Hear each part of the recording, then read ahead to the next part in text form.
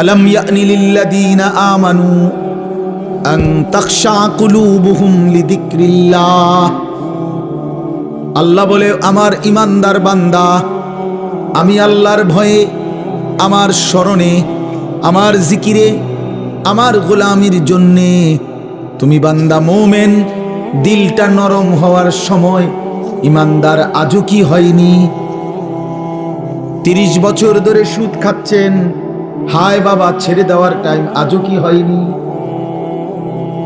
60 বছর ধরে বিড়ি সিগারেট খান, আহা আল্লাহর বান্দা আজও কি ছেড়ে দেওয়ার টাইম হয়নি? আজকে 30 বছর ধরে দাড়ি কাটছেন, প্রতিদিন আল্লাহর নাফরমানি করছেন, আহা বন্ধু আজও কি সময় হয়নি? খোদার 365 দিন কোনদিন তুমি ফজরের নামাজ পড়লা না যুবক? তাইলে আর কোনদিন কি তোমার নামাজের সময় হবে না? তুমি কি আর ভোরের সূর্য দেখবা না? তুমি কি আর ভোরের আলো দেখবা না? তুমি কি ফজরের সেজদা দিবা না? তুমি কি ভোরবেলা তোমার মনিবের গোলামি করবা না? আহা হায় হায়। আফাহাসিবতুম আন্নামা খালাকনাকুম আবাথা। আল্লাহ বলে, বান্দা তাহলে কি এই ভেবেছো আমি তোমাকে অনর্থক বানিয়েছি? ও আন্নাকুম ইলাইনা লা তুরজাউন। আল্লাহ দ্বিতীয় প্রশ্ন করেছেন, বান্দা বলো তো তুমি কি এই ভেবেছো, তুমি কি এই মনে করেছো নাকি আমি আল্লাহর কাছে তুমি ফেরত আসতে হবে না? উত্তর দেন, হ্যাঁ যেতে হবে কিনা? হাসলেও মরতে হবে, কাঁদলেও বন্ধু মরতে হবে, সুখের সাগরে ভাসলেও মরে যাবে, দুঃখের পাহাড়ে পড়ে গেলেও মরে যাবে। 3 বেলা খাবার পূর্ণ জুটলেও মৃত্যু হবে, অভুক্ত ক্ষুধার্ত আর দারিদ্র হলেও মরে যাবে, মৃত্যুবরণ করতেই হবে।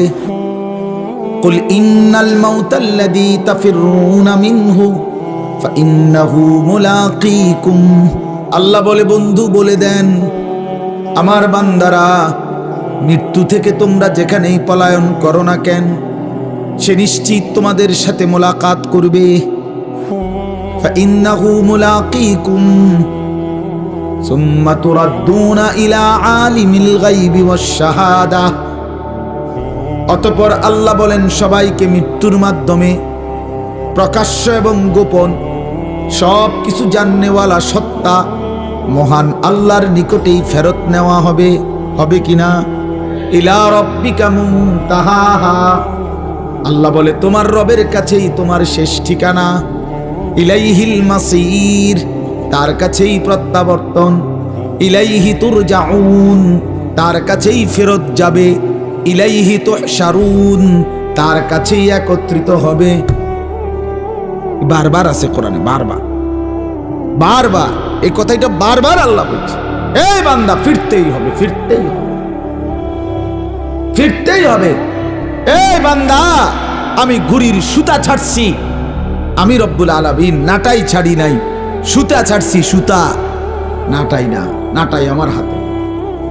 60 বছরের সুতা ছেড়ে দিছি, 70 বছরের সুতা ছেড়ে দিছি, 90 বছরের সুতা ছেড়েছি, কিন্তু নাটাই আমার হাতে। ঠিক মুহূর্তে আমি মালাকুল মউত পাঠিয়ে 1 সেকেন্ডেই আমার ঘুড়ি আমার কাছে নিয়ে আসবো। মা তাসবিকু মিন উম্মাতিন আজালাহা ওয়া মা ইস্তাখিরুন। আল্লাহ বলে, কোন জাতি গোষ্ঠী মৃত্যুর সময় 1 সেকেন্ড আগাইতেও পারবে না, পিছাইতেও পারবে না। পারবে কি? ওয়ালান ইউআখিরাল্লাহু নাফসান ইদা জাআ আজালুহা।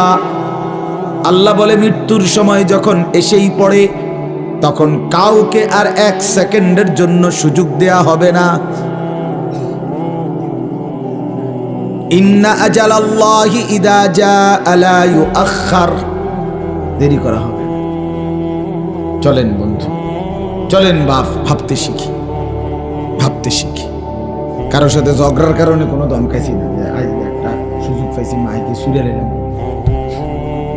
বিষয়টা কি এমন না বাপ, কসম আল্লাহর এমন না।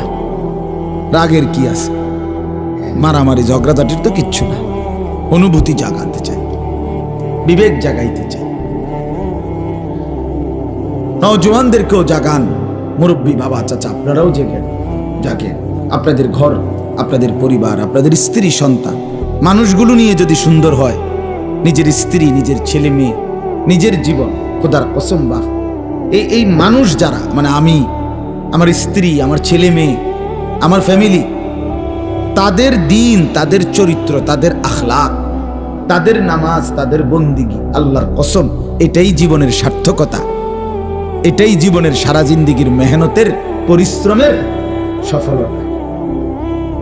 সারা জীবন পরিশ্রম করে 60 বছরে আমি শুধু খাট পালং সোফার ফার্নিচার বানাইলাম, আসবাবপত্র আর গহনা বানাইলাম, ইট বালু আর সিমেন্ট আর টাইলসের মেহনতি করে গেলাম, এটা তেমন উল্লেখযোগ্য কিছুই হলো না।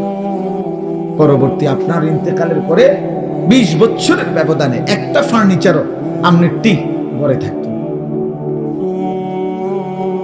না। এই সোফা পৃথিবীর সবচেয়ে দামি কাঠ দিয়া বানাইলেও বন্ধু আমার, বাপ আমার, আপনার মৃত্যুর 20 বছরের ভিতরে আপনার জেনারেশন, ছেলে মেয়ে, নাতি নাতনি, কেউ এগুলো রাখবে না।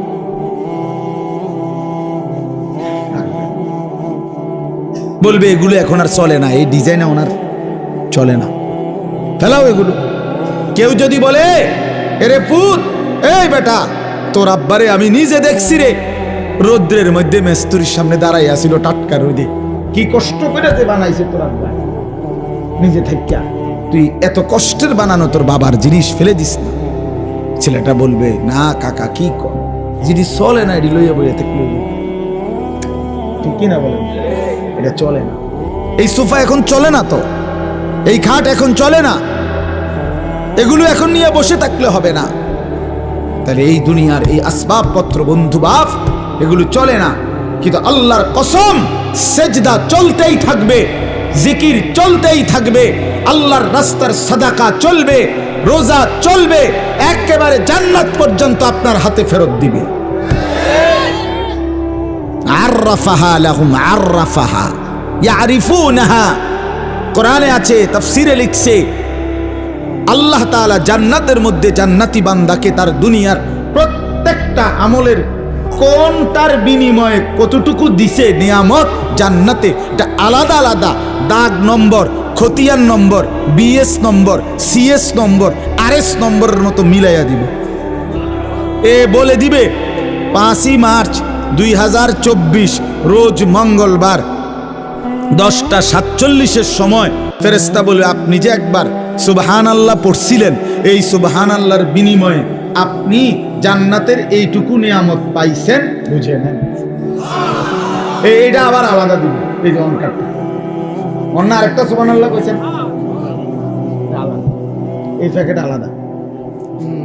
আররাফাহা লাহুম ইয়ারিফুনা, সে চিনবে তার কোন নিয়ামতের পুরস্কার,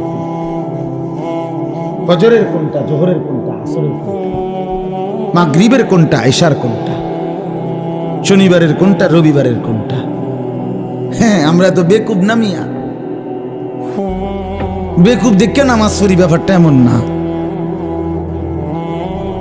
ওলামায়ে কেরাম বেকুব মনে করেন নাম নেই, যে বেকুবের কারণে বড়া 8-10,000 টেল হইয়া বইয়া রইছে, বেকুবের কারণে।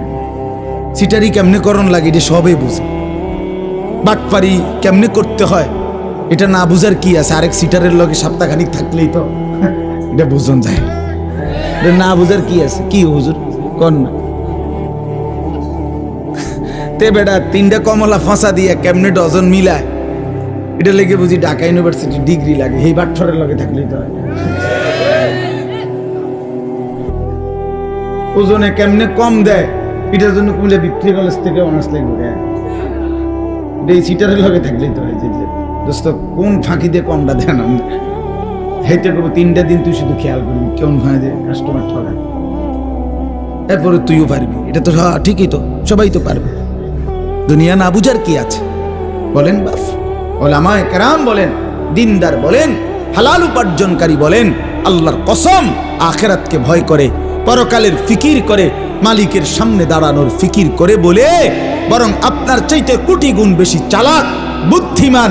কারণ দুনিয়া লুভী, হারামখোর, সুদখোর, ঘুষখোর, দুর্নীতিবাজ, অবৈধ উপার্জনকারী, চরিত্রহীন মানুষ, সে তার লাভ লোকসান সবটাই হিসাব করে দুনিয়া নিয়া। এক ইমানদার, তার পরিকল্পনা আরো সামনে, তার টার্গেট আরো সামনে, তার বুদ্ধি বিবেচনা আরো সামনে, সে টার্গেট করে জান্নাত পর্যন্ত। সে বোঝে আমি এখানে থামলে হবে না, আমাকে কবরে যেতে হবে। আমি কবরে থামলে হবে না, আমাকে হাসরের মাঠে যেতে হবে। আমি হাসরের মাঠে থামলে হবে না, আমাকে মিজানের পাল্লার কাছে যেতে হবে। আমি মিজানের পাল্লায় থামলে হবে না, আমাকে ফুলসেরাতে যেতে হবে। আমি ফুলসেরাতে থামলে হবে না, আমাকে জান্নাতে ঢুকতে হবে। যেদিন জান্নাতে ঢুকবে সেদিন ইমানদার বলবে, ওয়াকালুল হামদুলিল্লাহিল্লাযী আযহাবা আন্নাল হাযান ইন্না রাব্বানা লাগাফুরুন শাকুর। আল্লাহ বলেন, জান্নাতি জান্নাতে ঢুকে বলবে, আল্লাহ আপনার প্রশংসা, আজকে গিয়ে জিন্দেগীর সব পেরেশানি দূর হলো। ওয়াকালুল হামদুলিল্লাহিল্লাযী আযহাবা আন্নাল হাযান, চিন্তা সব দূর হয়ে গেল। قالوا الحمد لله الذي صدقنا وعده وأورثنا الأرض نتبوأ من الجنة سبحان الله حيث نشاء। তৃপ্ত হবে সেদিন, জান্নাতে যাবে দিন। এজন্য টার্গেট তো জিন্দেগির, জীবনের টার্গেট তো ওই পর্যন্ত। বাস, এখানে থেমে গেলে হবে না যুবক ভাই, এখানে থামলে হবে না। শুধু এই নারীর পিছনে শেষ হলে হবে না বন্ধু, তোমাকে আরো সামনে যেতে হবে।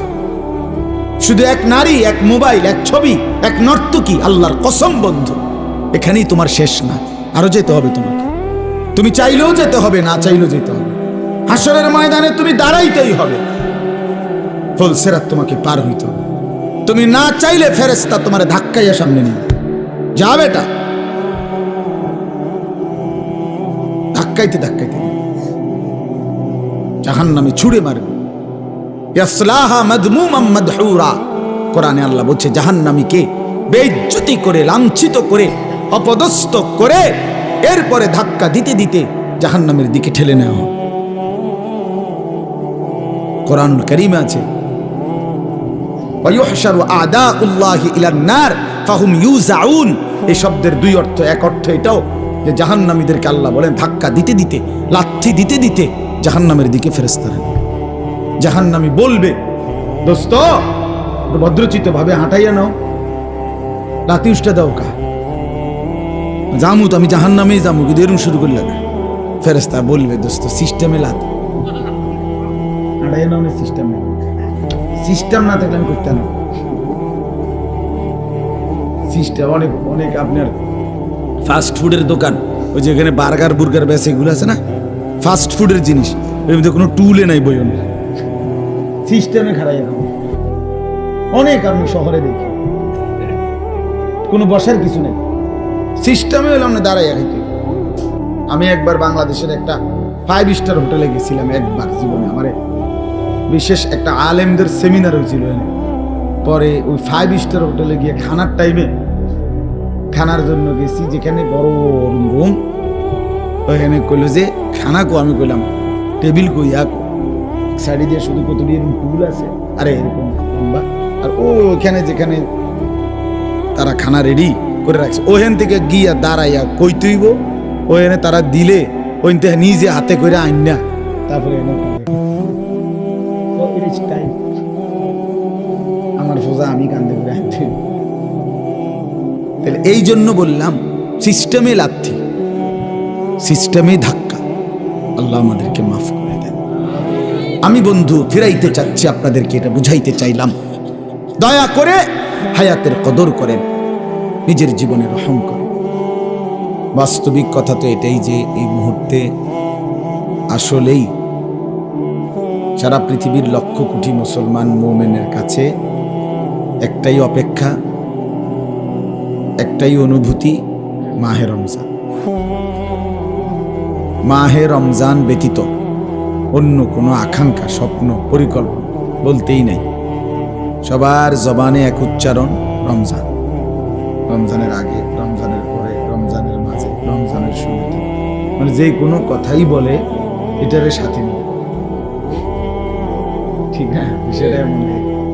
রমজানের আগে খালি নেই, রমজানের পরে আবার ডেট দিব। আমি আমার কথা বলছি, রমজানের আগে আজ ঝামেলা করেন না, মানে হ্যাঁ, সব কিছু এখন এই আগে পরে রমজান। রমজানের প্রথম দশক উমরায়, রমজানের শেষ দশক এতেকাফ, মাঝখানের সময় বাসায়, মাদ্রাসায়, এই সব মিলাইয়া রমজানের প্রস্তুতি। বাসায়, মাদ্রাসায়, ভাই বোনদের সাথে কথাবার্তায়, সব কিছুতেই আলহামদুলিল্লাহ মোমেনের জবানে এখন শুধুই রমজান, শুধুই রমজান।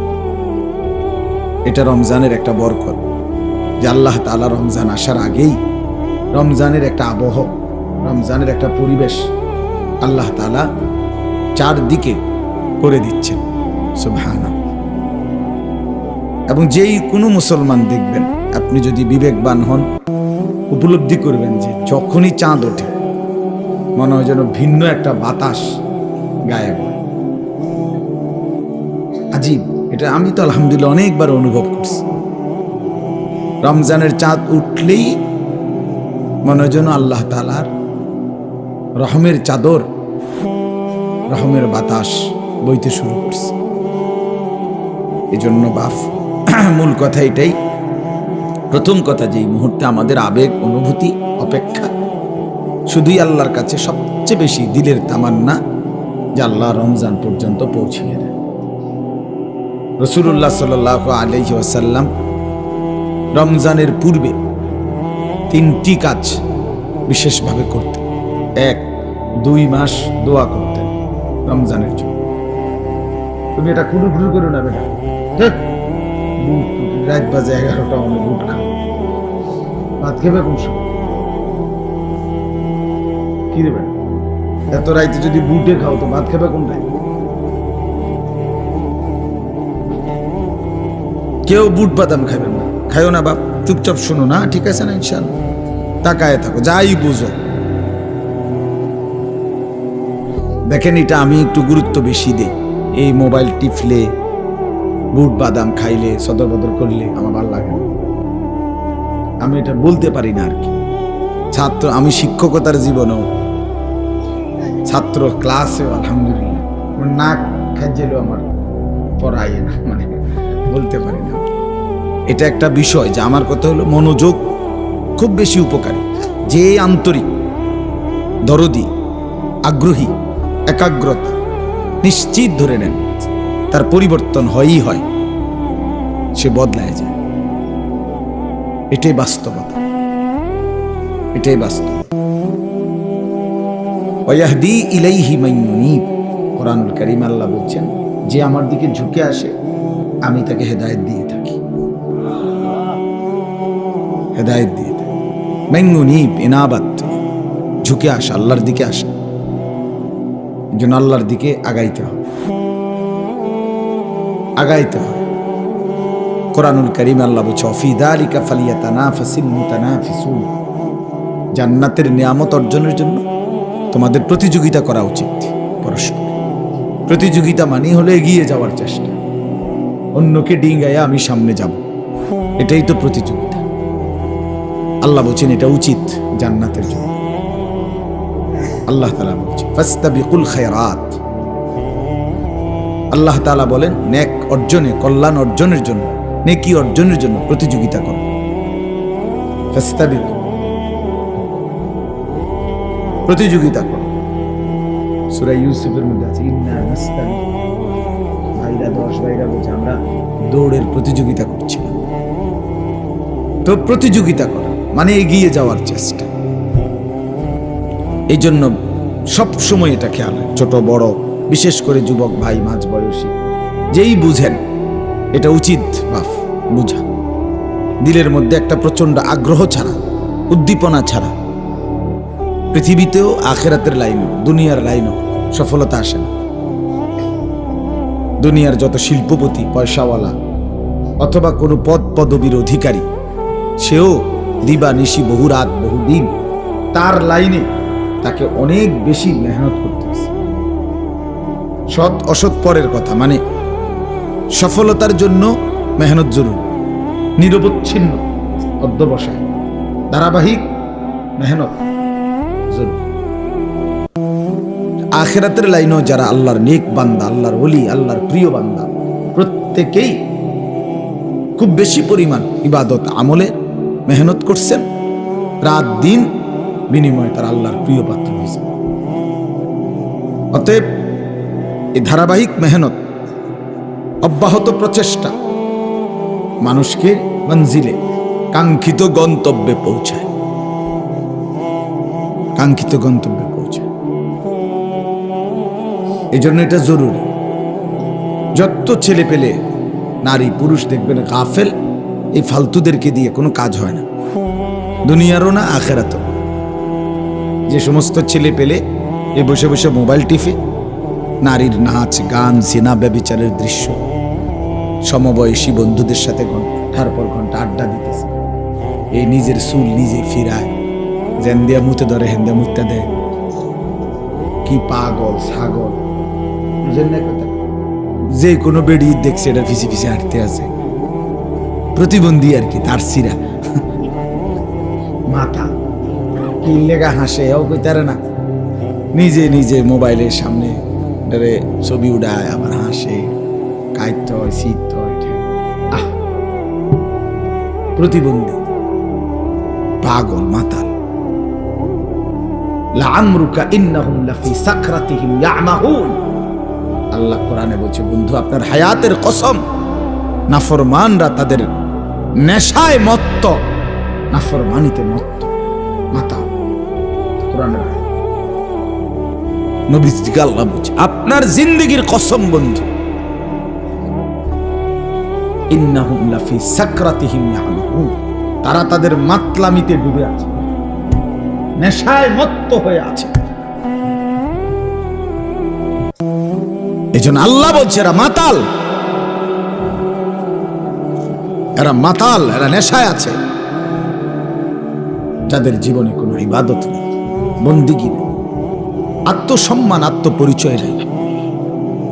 কেন আসলাম, কোত্থেকে আসলাম, কে পাঠাইলো, কেন পাঠাইলো, করছিটা কি, উচিত কি, যাব কোথায়, ফিরবো কোথায়, কে জানে কোত্থেকে আইছি, কে জানে কেন আসছি। আফাহাসিবতুম আন্নামা খালাকনাকুম আবাসা। আল্লাহ জিজ্ঞেস করছে, বান্দা কি ব্যাপার, তুমি কি এই ভেবেছ যে আমি আল্লাহ তোমাকে অনর্থক বানিয়েছি, কোনো উদ্দেশ্য নেই আমার? কেমনে ভাবলা বান্দা? 9 মাস মায়ের পেটে রেখে অন্ধকারের ভেতরে আমি তিল তিল করে নিজের হাতে যত্ন করে তোমাকে সাজিয়েছি। আমি তো সেই আল্লাহ যে আল্লাহ কোন বললেই হয়ে যায়, 1 সেকেন্ডে হয়ে যাওয়ার কথা, সেই তোমাকে আমি 1 সেকেন্ডে না বানিয়ে 9 মাস লাগাইছি। কি পরিমাণ যত্ন নিছি, কি পরিমাণ সাজিয়েছি। ওয়ালাকাদ খালাকনাকুম সুম্মা সাব্বারনাকুম। কোরআনের আয়াত। আল্লাহ বলে, আমি তোমাদেরকে বানিয়েছি, আমি তোমাদেরকে সাজিয়েছি, তাসবীর দিয়েছি। ফি আইয়ি সূরাতিন মা শাআ রাক্কাবা। আমি যেমন আকৃতি, যেমন চেহারা, আল্লাহ বলেন সেটা আমি আমার পছন্দ মতো ড্রয়িং করেছি, ডিজাইন করেছি, সাজিয়েছি। এত যত্ন, 9 মাস বিনিময়ে তুমি, ভাই আপনারা নিচে বসেন, ওই যে ওখানে বসেন মিয়া, মোটরসাইকেল এবার কোন স্টাইল এটা?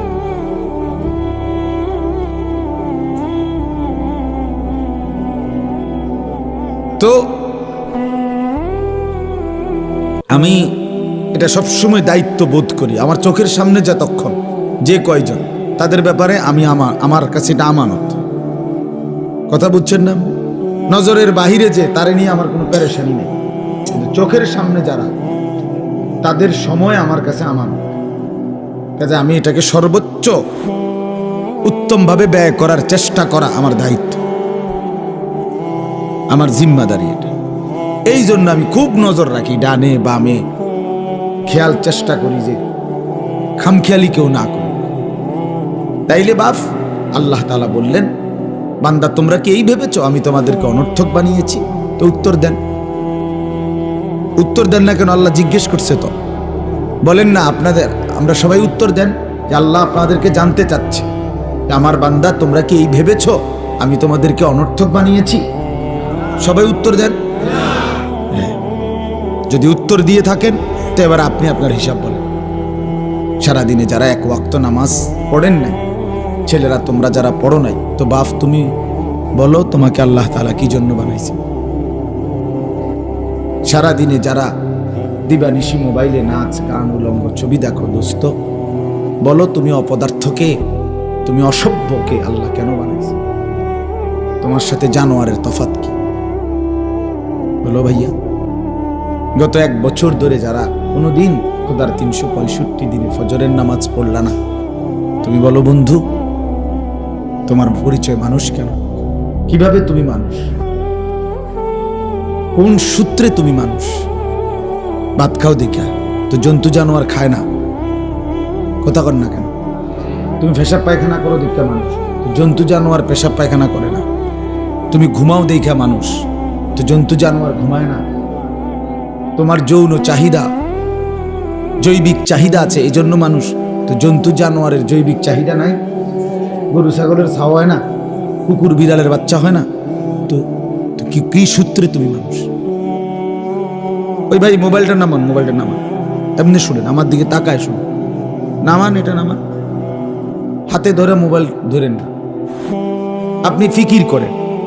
মোবাইলে অনেক ওয়াজ আছে, হাজার হাজার লাখ লাখ ওয়াজ, সব বক্তা, আমাদেরও আছে, অন্য বক্তাদেরও আছে।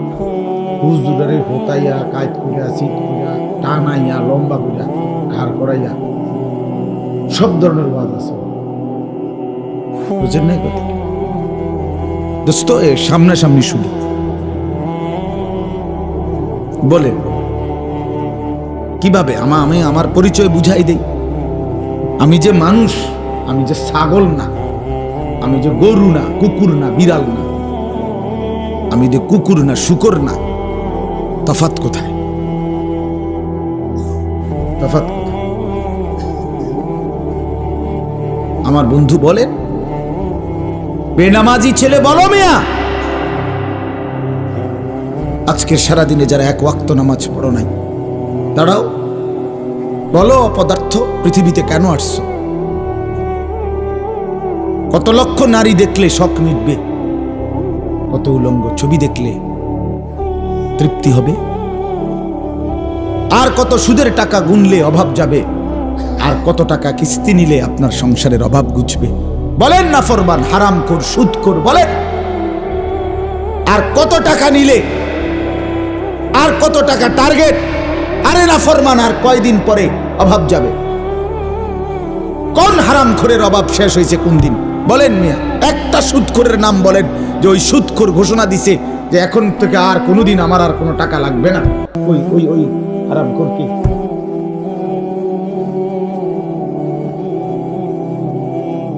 নবী সাল্লাল্লাহু আলাইহি ওয়াসাল্লাম বলছেন, লা ইয়ামলাউ জাওফু ইবনু আদামা ইল্লা তুরাব, বনি আদমের পেট ভরবে না কোনোদিন কবরের মাটি ঢুকা পর্যন্ত।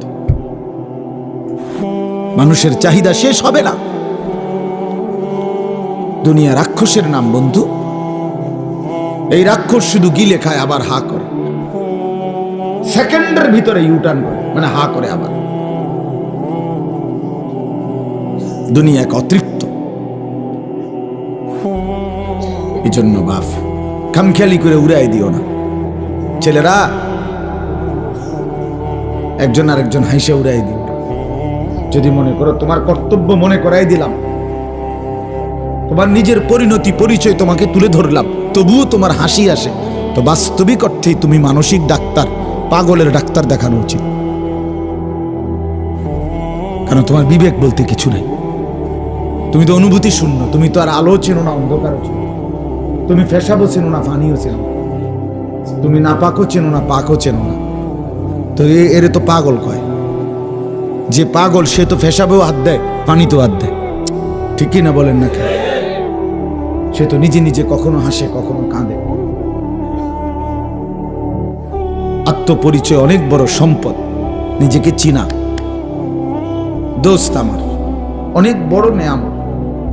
আত্মসম্মান, আত্মমর্যাদা, নিজের একটা ওয়েট আছে, আমার একটা আত্মসম্মান আছে। আমি ফালতু না, আমি ফালতু মানুষের ছেলেও না, আমি ফালতু না।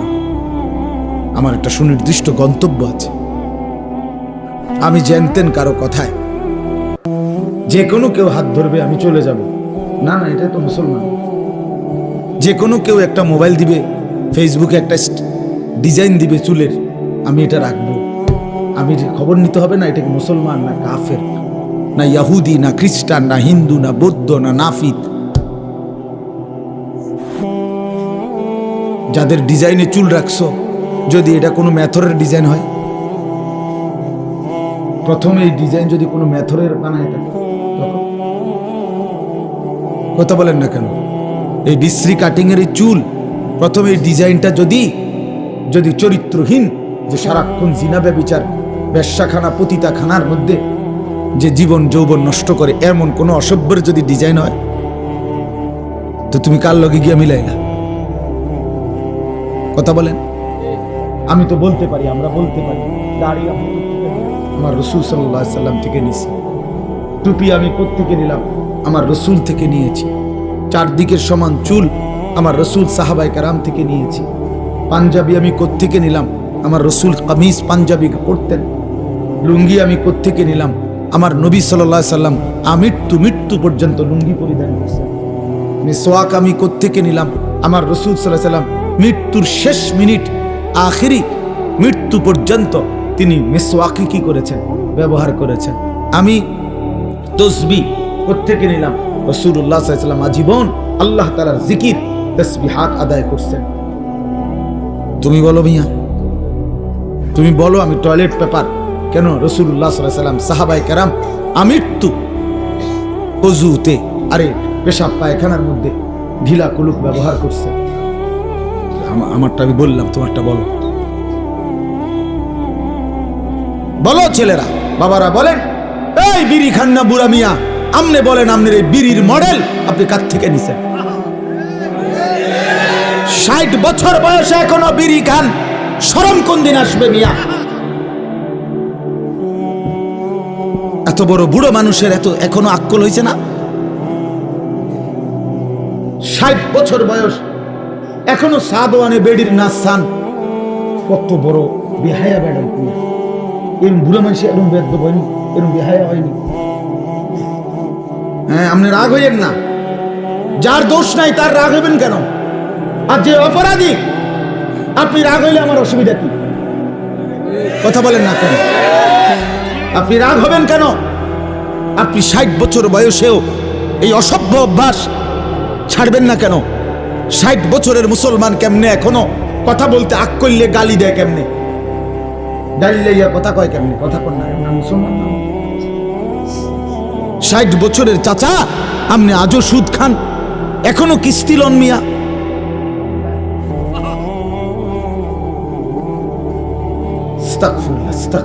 আজও সময় হয়নি